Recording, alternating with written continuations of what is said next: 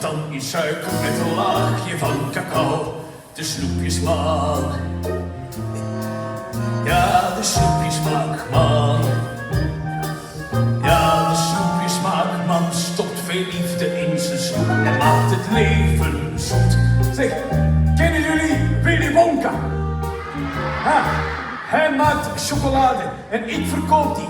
Simpelweg de beste uitvinding in de hele geschiedenis van de wereld.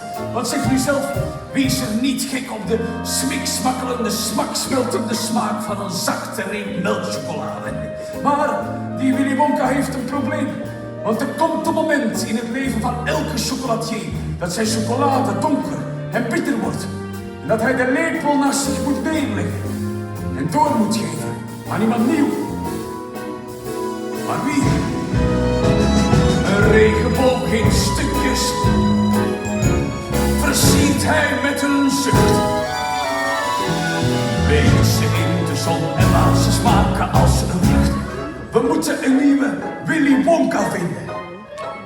De snoepjesman. Maar hoe vind je een snoepjesman? De snoepjesmaakman. Ja, de snoepjesmaakman stopt veel liefde in zijn snoep en maakt het leven zoet. Hoe vind je een snoepjesman? Door een stapje in de wereld te zetten. De wereld? Daar ben ik al lang niet meer geweest.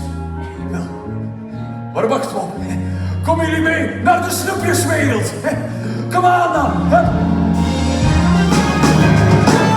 De snoepjesman maakt alles wat goed smaakt.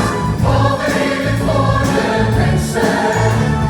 Weet je nog de kinderwensen? Uw snoep is al de mensen. Wie geeft je de ochtend? Wie geeft je de ochtend? Blijvend in de kroon. Blijvend in de kroon. Haal er het verdriet uit en blijf onverwend de room.